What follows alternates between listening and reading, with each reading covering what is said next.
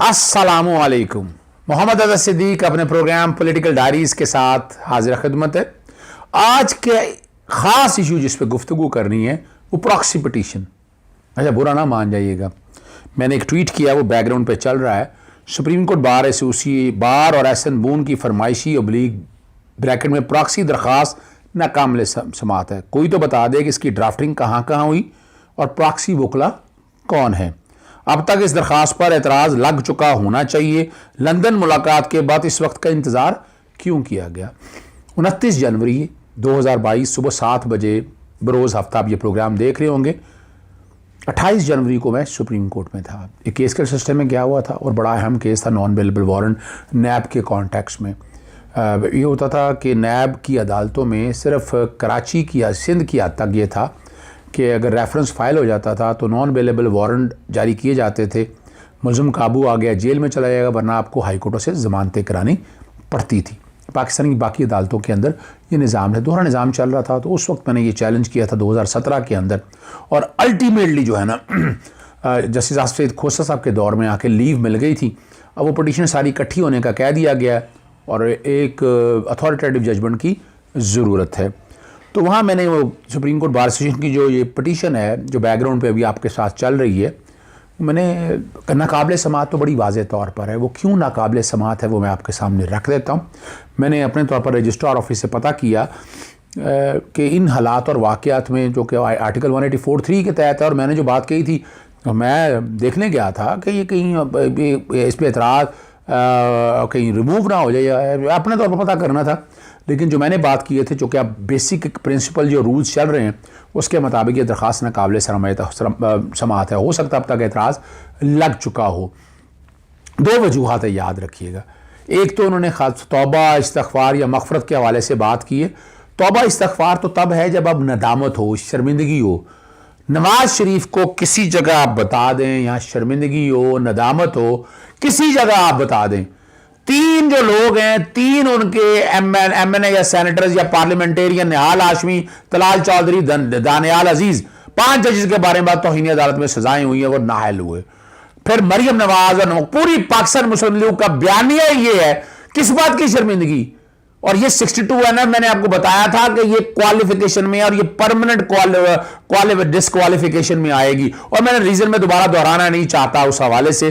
और 62(1) है, बैकग्राउंड पे चल रहा है। और सादिक अमीन की वजूहत मैंने बता दी है, सच्चा और ईमानदार। एक आदमी जब झूठा है, यानी एक खलीफा समझ लें, एक लीडर समझ लें, खिलाफत के प्रिंसिपल समझ लें, हाकमियत आला जो हमारे आईन पाकिस्तान के तहत है, ये उसके इलेक्टेड रिप्रेजेंटेटिव में आनी है।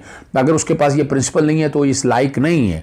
यानी आज झूठ बोले और कल के आप सच बोल के आप एक लीडर रह सकते हो तो नहीं रह सकते, जब तक इसमें, मैंने वाज़ेह कहा था कि जब तक इसमें हमारी पार्लियामेंट तरमीम ना कर दे। चले, मैंने ज़्यादा दोहराना नहीं चाहता, इस 62 भी बैकग्राउंड पर चल दिया, और मैंने वो ताहल नाहली वाली जजमेंट भी है वो बैकग्राउंड पे चला दी आपको ताकि आप समझ सकें। अब इस पर मैंने प्रोग्राम डॉक्टर शाहिद कुरैशी साहब, दो बहुत ज़बरदस्त अकामा के कॉन्टेक्स्ट में, यह अकामा है क्या और ये सारा इशू क्या है, इसके साथ मैं बैकग्राउंड पे अभी आपके ओथ चला रहा हूँ। एक एमएनए का ओथ, एक सेनेटर का ओथ, एमएनए या सेनेटर का ओथ, और साथ साथ एक वजीर आजम या एक वजीर का ओथ, ताकि समझ आ सके ये आम कितना है। आप अपना ओथ भी तोड़ रहे हैं। लेके चलती हैं सबसे पहले आपको डॉक्टर शाहिद कुरैशी साहब के साथ प्रोग्राम जो मेरा किया था, मैं वही दोबारा चला रहा हूं आपको, जरा उसके सेलेक्टेड पार्ट चला रहा हूं, जरा वो सुनिएगा। इस वक्त सुप्रीम कोर्ट का फैसला आया नवाज शरीफ साहब के बारे में, और उस वक्त पाकिस्तान का जो मीडिया है बड़ा अनफॉर्चुनेट है कि उन्होंने मिस रिप्रेजेंटेशन और मिसलीडिंग एनालिसिस करना शुरू किया, और हमारे जो वकील हैं वो भी उसके अंदर मिल गए। तो हमारे बड़े जूनियर हैं गवर्नमेंट कॉलेज के आजम नज़ीर ताज़ा अभी गरम गरम सेनेटर बनाया है उनको नून लीग ने। तो वो अपने एक प्रोग्राम में आज कह रहे थे 92 चैनल पे कि जी नवाज शरीफ को बेटे से तनख्वाह ना लेने पे निकाला गया। तो ये मैं आजम नज़ीर ताज़ा साहब को डायरेक्ट जवाब दे रहा हूँ इस बात का, अच्छा, कि मैं उनको बता रहा हूँ और बाकी लोगों को भी, क्योंकि मैंने ये आर्टिकल फवाद चौधरी को भेजा है, ये एक लिख के कि आप अपने मीडिया को और अपने वकीलों को एजुकेट करें। और उनको बताया कि सुप्रीम कोर्ट ने नवाज शरीफ साहब को क्यों निकाला है, क्योंकि वो झूठ बोलते हैं। वो कहते हैं कि बेटे से तनख्वाह नहीं ली। नवाज शरीफ साहब जो थे वो एक पार्लियामेंट का मेंबर थे वजीर आजम बनने से पहले। इसका बिल्कुल सही मतलब है कि उनको वो तमाम कंडीशंस फुलफिल करनी चाहिए थी जो कि एक पार्लियामेंटेरियन को करनी चाहिए। तो उसके बाद उनको प्राइम मिनिस्टर बनाया गया। वो एक सेकंड स्टेज थी उसके बाद। इस वक्त बरतानवी पार्लियामेंट के अंदर एक बहुत बड़ी डिबेट चल रही है कि क्या किसी पार्लियामेंटेरियन को कोई सेकंड जॉब करनी चाहिए या नहीं करनी चाहिए, सही क्योंकि जितने पार्लियामेंटेरियन हैं पाकिस्तान में भी और बरतानिया में, उनको हर महीने गवर्नमेंट टैक्स पेयर्स के से तनख्वाह मिलती है। बिल्कुल सही है, ऐसा ही है। Full time employed of the parliament. ठीक है जी। ये और चेंज है उनके कुछ एग्जेम्पशंस है। फॉर एग्जांपल आप डॉक्टर हैं, आप A&E डॉक्टर हैं, तो आपको अपना लाइसेंस रखने के लिए कुछ दिन की प्रैक्टिस करनी जरूरी है। आप सोशल वर्कर हैं, तो आपको अपना पिन नंबर, आप नर्स हैं, आपको अपना लाइसेंस पिन नंबर रखने के लिए कुछ दिनों हॉस्पिटल में काम करना या सोशल सर्विसेज में काम करना जरूरी है। ये इन 3 प्रोफेशंस में, या इससे अलावा अगर कोई ऐसा प्रोफेशन है जिसमें आपकी, या जैसे पायलट होता है उसको 1 साल के अंदर इतने घंटे उसको जहाज उड़ाना होता है, तो वो उसकी प्रोफेशनल रिक्वायरमेंट है। इसके अलावा कोई MP मेंबर पार्लियामेंट जो है वो कोई दूसरी जॉब नहीं कर सकता जब तक के उसके पास ये चीजें जरूरत ना हो। अब आते हैं नवाज शरीफ के उसको क्यों सुप्रीम कोर्ट ने जो है वो निकाला, या सुप्रीम कोर्ट ने उसको डिस्क्वालीफाई क्यों हुआ। नवाज शरीफ ने जब 2 ओथ उसने लिए, एक उसने ओथ लिया as a member of parliament, एक ओथ उसने लिया as a prime minister of Pakistan. बिल्कुल सही। उसने प्राइम मिनिस्टर ऑफ पाकिस्तान का ओथ लिया, तो जो ऑफिशियल सीक्रेट एक्ट है वो ऑटोमेटिकली उसके ऊपर वैलिड हो गया। हम्म, वो ये है कि मेरे सामने कोई भी ऐसी डॉक्यूमेंट, कोई स्टेटमेंट, कोई इवेंट, कोई चीज को प्रेजेंटेशन लाई जाएगी, तो मैं पाबंद हूँ ऑफिशियल सीक्रेट एक्ट को फॉलो करने के। हमारे यहाँ बरतानिया के अंदर जो बकिंगम पैलेस में वेटर भी काम करता है ना, जो कुक भी काम करता है, उसने भी ऑफिशियल सीक्रेट एक्ट पे साइन किए हुए हैं। वो भी अंदर की बात जो है वो बाहर नहीं ला सकता। ये स्टेट, क्योंकि क्वीन जो है वो स्टेट की रिप्रेजेंटेटिव है, वो स्टेट की हेड ऑफ स्टेट है। अच्छा, वेरी क्विकली अब नवाज शरीफ के केस पे आते हैं कि नवाज शरीफ जब प्राइम मिनिस्टर बन गया, तो नवाज शरीफ के पास 2 रोल थे, एक मेंबर ऑफ पार्लियामेंट MNA और एक प्राइम मिनिस्टर ऑफ पाकिस्तान। तो उनके एक तो कॉन्स्टिट्यूशनल कॉन्स्टिट्यूएंसी में रिस्पॉन्सिबिलिटी थी, और एक उनकी रिस्पॉन्सिबिलिटी थी एज ए प्राइम मिनिस्टर। इसके अलावा नवाज शरीफ साहब जो थे वो वजीर खारजा भी थे पाकिस्तान के। हम्म, उन्होंने किसी किसी को वो वजीर खारजा का कलमदान भी उनके पास था। अब एक आदमी जिसके पास 3 फुल टाइम जॉब्स हों, वो किसी दूसरे मुल्क की कंपनी के अंदर जाके कैसे नौकरी कर सकता है? बिल्कुल सही नंबर कहा। 1। नंबर 2, उसकी जो टर्म्स एंड कंडीशंस थी UAE में, जो उनको वर्क परमिट इशू हुआ जिसको ये अकामा बोलते हैं, उस वर्क परमिट की एक कंडीशंस होती हैं। वो मैं आपको बड़ी क्विकली बता देता हूँ कि वर्क परमिट होता क्या है। वर्क परमिट ये चीज होती है कि ये मिनिस्ट्री ऑफ लेबर इशू करती है। आप एक कंपनी अपनी बनाते हैं दुबई में या बरतानिया में जाके, आप अपनी कंपनी के टर्म्स एंड कंडीशंस लिख के आप बताते हैं कि मेरी कंपनी में नवाज शरीफ साहब जो है ना, उनको गोलगप्पे बहुत अच्छे बनाने आते हैं, और हमारे पास दुबई में इस वक्त कोई और गोलगप्पे बनाने वाला नहीं है। तो हाँ, नवाज शरीफ को जो है वो वर्क परमिट वीजा इशू किया जाए, जिसकी इनकी तनख्वाह ये होगी, ये इतने घंटे काम करेंगे, इनके ये इंश्योरेंस है, मेडिकल इंश्योरेंस, फला इंश्योरेंस, वो सारी चीजें बना के आप, एक पूरा पैक होता है, वो बना के आप दुबई की UAE की मिनिस्ट्री ऑफ लेबर को देते हैं।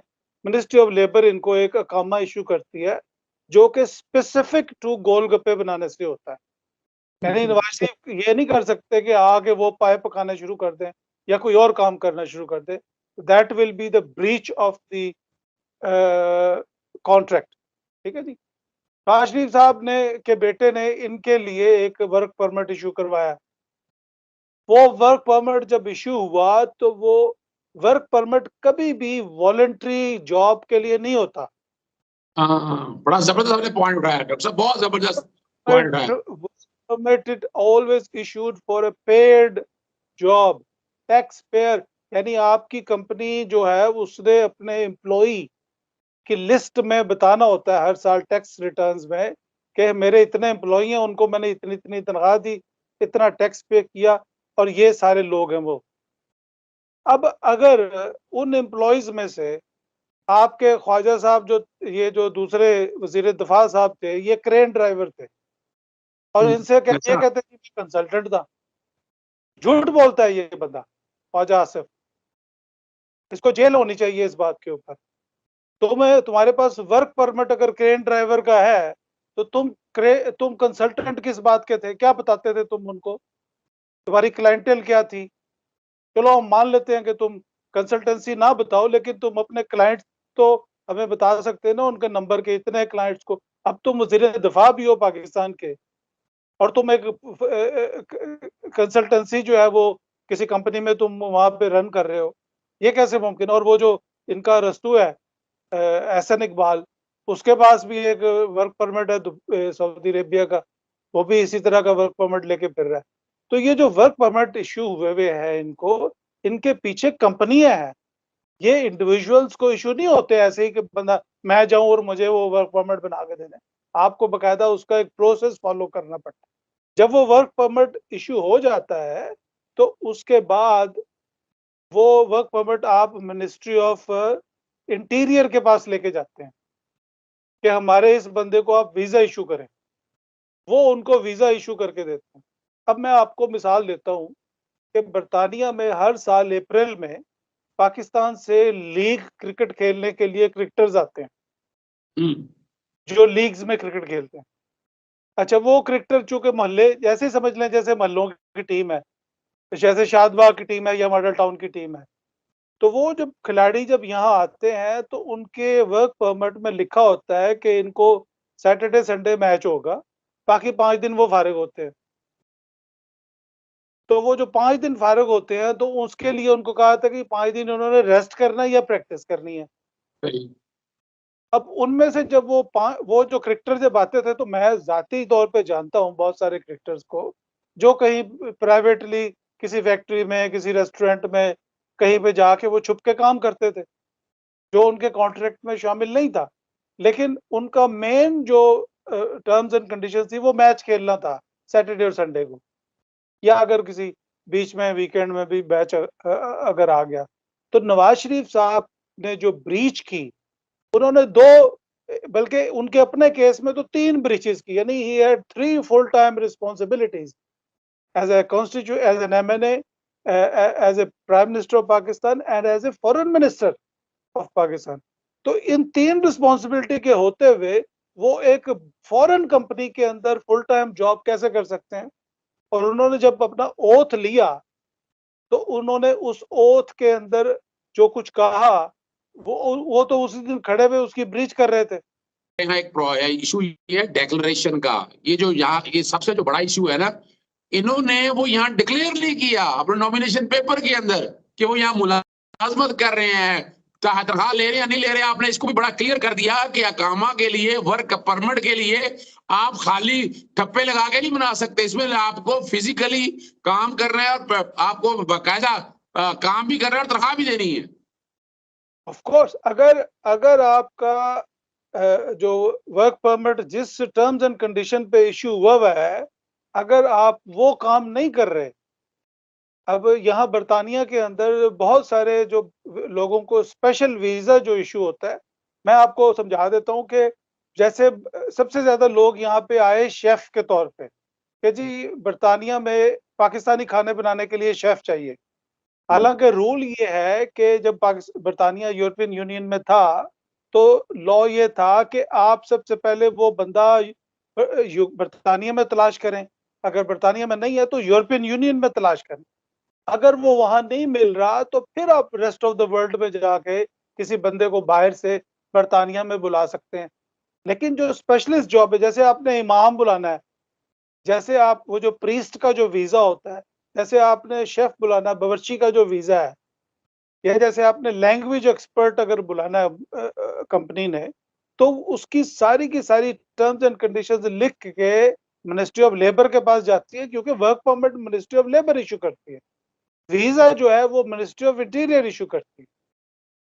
तो अगर एक बंदा उसने लिखा हुआ है, अब आप मेरी कंपनी है, वो ये कह रही है कि मेरे पास नवाज शरीफ काम करता है और नवाज शरीफ वहां पे है ही नहीं, नवाज शरीफ तो पाकिस्तान इस्लामाबाद में हाजिरियां लगा रहा है रोज, और वो एज एन एमएन भी तनख्वाह ले रहा है, एज ए प्राइम मिनिस्टर भी तनख्वाह ले रहा है अपनी। तो मेरी जो कंपनी, इसका मतलब है हुसैन नवाज को जो कंपनी डायरेक्टर है उसको सजा होनी चाहिए। उसकी कंपनी जो है वो ब्रीच है में है law, it is a legal matter. ये कोई 62 63 वाला मामला नहीं है, ये तो लीगल मामला है कि आपने कानून तोड़ा है। आपने दो मुल्कों के कानून तोड़े हैं, आपने पाकिस्तान का कानून तोड़ा, आपने यूएई का कानून तोड़ा। जी, इसी तरह डॉक्टर शाहिद कुरैशी के साथ इसहाक डार वाले इशू के ऊपर उसके इशू के ऊपर भी बात की थी गुफ्तगू में। ख्वाजा आसिफ के अपना इशू के ऊपर बात की थी मैंने, ख्वाजा आसिफ बुनियादी तौर पर इशू पे बात की थी, जरा वो भी सुनिएगा। ख्वाजा आसिफ साहब का जो केस है वो, उसमें जो ये आप इसको आर्टिकल 62 63 में जब लेके जाते हैं, तो मुझे ये लगता है, हो सकता है मैं कोई कॉन्स्टिट्यूशनल एक्सपर्ट तो नहीं हूँ, लेकिन मुझे लगता है कि जैसे आप इसको मॉरल इशू बना रहे हैं, ये बड़ा कोई एथिकल इशू है, जबकि ये moral, it is not a moral और ethical issue, it is an issue of deception. A crime has been committed. Mr. Khwaja Asif has committed a crime. He is number one. He is ये बंदा जो है उनको भी बड़ा शौक है अंग्रेजी बोलने का बहरहाल, लेकिन मतलब ये है कि उन्होंने एक ओथ लिया as an MNA, member national assembly, उसकी तनख्वाह ली, उसकी जॉब डिस्क्रिप्शन डिफाइंड है कि एक एमएनए का क्या रोल होता है। फिर उन्होंने दूसरा ओथ लिया as a foreign minister of Pakistan, और उससे पहले वो डिफेंस मिनिस्टर थे।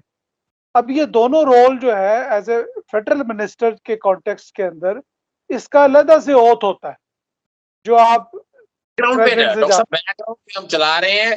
एज एन एमएनए का, मेंबर पार्लियामेंटेरियन का ओथ भी सेपरेट, ताकि आवाम को समझ आ जाए। ये कॉन्स्टिट्यूशन में प्रोवाइड है। मिनिस्टर के तौर पर जब आप ओथ ले रहे हैं वो ओथ सेपरेट है। बिल्कुल आगे चलते हैं, बैकग्राउंड पे चल रहे हैं दोनों।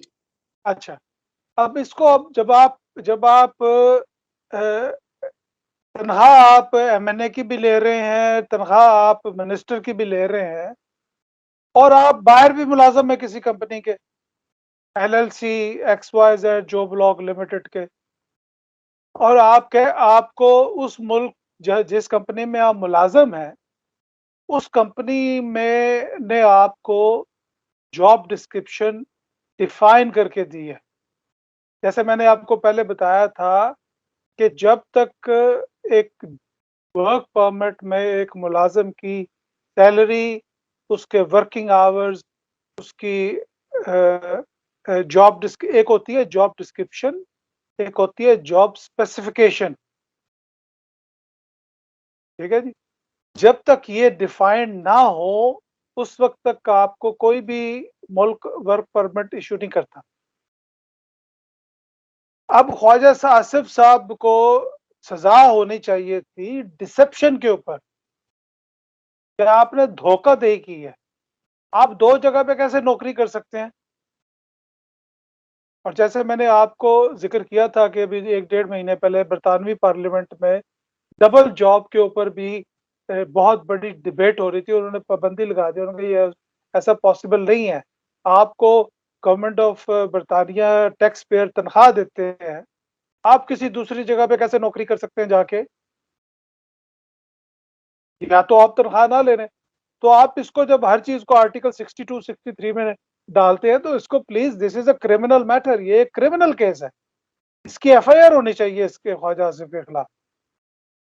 और जो लोग भी हैं जिन लोगों ने भी इस तरह के डॉक्यूमेंट्स जो है ना इशू कराए हुए हैं, क्योंकि उन्होंने डिसेप्शन जो है वो 2 जगह पे उन्होंने किया। एक तो उस मुल्क में जहां वो कह रहे हैं कि हम यहाँ काम करते हैं, और एक इस मुल्क में जहां पे आप एमएनए हैं, आप मिनिस्टर हैं, और आप की कॉन्स्टिट्यूशनल जो आपका कॉन्स्टिट्यूएंसी है उसकी रिस्पॉन्सिबिलिटीज भी हैं, आपके पास फेडरल मिनिस्टर के तौर पे भी रिस्पॉन्सिबिलिटी है। तो ख्वाजा आसिफ कहते जी मैं कंसल्टेंट था। तो किस चीज का कंसल्टेंट थे तुम? कंसल्टेंसी जो है, कंसल्टेंसी का वर्क परमिट नहीं होता। ये मैं आपको पूरी की पूरी फुल अथॉरिटी से बता रहा हूँ। आपको इशू किया work permit ministry of labour ने, उसके नीचे लिखा हुआ स्किल्ड। इट मीन्स के आप स्किल्ड है, you are doing manual job, आपको गाड़ी शाड़ी चलाते हैं, क्रेन श्रेन चलाते हैं, ड्राइवर है, ये स्किल्ड लेबर होती है। आपके तो वर्क परमिट में लिखा उन्होंने स्किल्ड है कि आप स्किल्ड हैं, तो आपने उस पर लिख लिया कि जी मैं मैनेजमेंट कंसल्टेंट हूँ। मैनेजमेंट कंसल्टेंट क्या होता है? मैनेजमेंट कंसल्टेंट वो होता है जो मजदूरों को तनख्वाह देता है, उनको बताता है तुमने सुबह जाना, कितने बजे जॉब शुरू करनी है, कितने बजे बंद करनी है, ह्यूमन राइट्स है। तो इसमें आप कौन सा कोई वो अली सीना का फार्मूला वहां पे बताते थे जिसके आपको इतने सारे पैसे आते हैं? और वो जिस कंपनी का उन्होंने तफसील दी, मैं जाना नहीं चाहता उसके अंदर डिटेल में, उसकी भी कोई सर पैर नहीं है उस कंपनी का।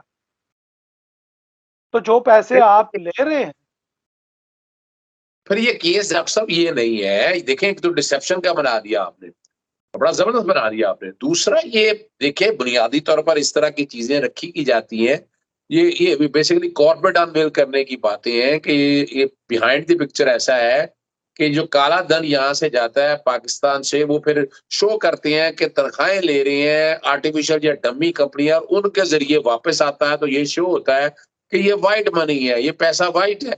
यानी एक तो करप्शन, मनी लॉन्ड्रिंग भी इसमें आ गई डिसेप्शन के अलावा, लेकिन वो इतना बारीक है, आप उस तरफ जाते ही नहीं है। नैब आपने जाना नहीं चाहती।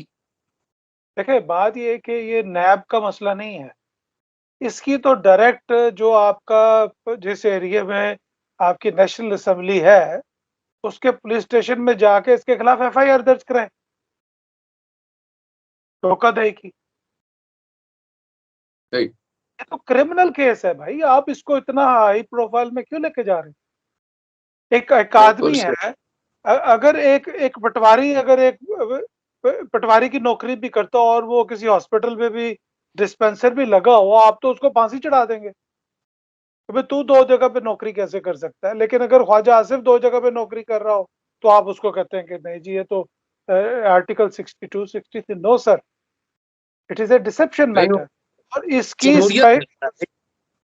डॉक्टर साहब, जमहूरियत खतरे में आ जाती है, आपको पता है हमारे यहाँ स्पीकर पाकिस्तान में जमहूरियत, speaker of the national assembly की ये ड्यूटी बाउंड है ये कि स्पीकर ऑफ नेशनल असेंबली उसका पर्चा दर्ज कराए, एफआईआर दर्ज कराए, वो मुद्दाई बने उस केस ख्वाजा आसिफ के खिलाफ। नहीं, लेकिन वो बनने के लिए तैयार नहीं है। आप अंदाजा लगाएं, हमारे यहाँ स्पीकर चाहे पाकिस्तान तहरीके इंसाफ का है, हमारा एज ए जर्नलिस्ट और एज ए लॉयर और एज ए आपका जो है, हमारा काम है डायरेक्शन देना कि ये है। तो कल को कोई आएगा, आपने जो the crime is already committed. जी आपने बड़ी तफसील से ये सारा सुन लिया, अकामा का, डिस्क्वालिफिकेशन का, पैरामीटर्स क्या हैं, फैसला अब आपने करना है। हमारा काम है आप तक सच बताते रहें। इजाजत चाहूंगा। अस्सलाम वालेकुम, अल्लाह हाफिज, पाकिस्तान जिंदाबाद।